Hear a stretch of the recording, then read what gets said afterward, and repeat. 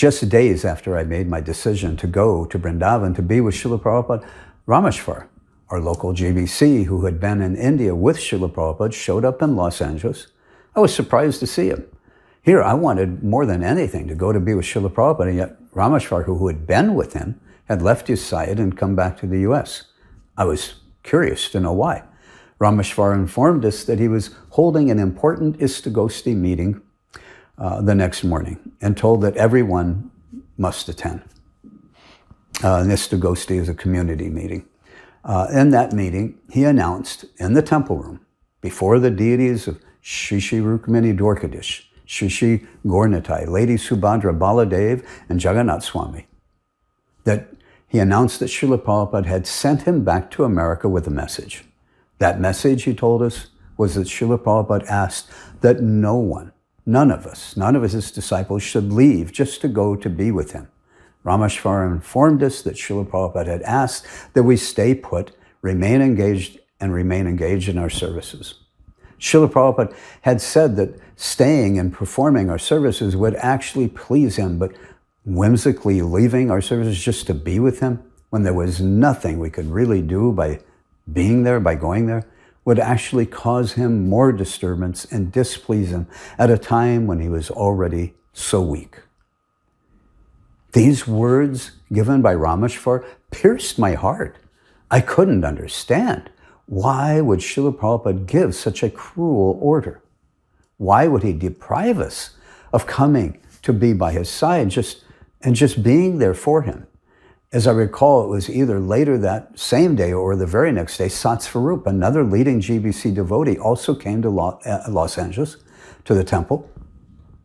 And another Istagosti was held in the temple room where he delivered the same message to us. Both Ramesvar and Satsvarup made it clear that this was Srila Prabhupada's personal request. It was Srila Prabhupada himself who requested that none of us go to India to be with him. They both emphasized this point. I was devastated. It's natural for children to want to see their loving father one last time in his last days, and for the father to want to see his loving children. What was so devastating for me was that when Ramesvar told this, what was so devastating for me was that when Ramesvar told us this, it was all but certain that Srila Prabhupada would be leaving us soon. Therefore, not being able to go to Vrindavan meant that I wouldn't be able to ever see Srila Prabhupada again in this world. I wouldn't have his physical association again in this lifetime. I would never hear his voice or see his transcendental smile again. That is why this was so devastating by hearing this message. Since my Brahman initiation in 1975, I had been Shri Shri Gaurnitai's main pujari in Los Angeles.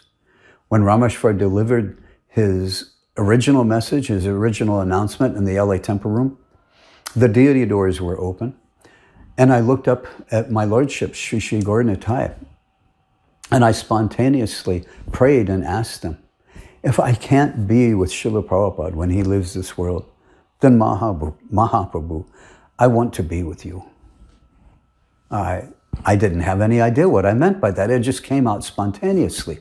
And it seemed a little childish, so I just pushed the thought out and forgot about it. Originally, I wasn't going to mention this or the next part of the story because it was a very personal experience I had with the LA temple Gaurnitai deities.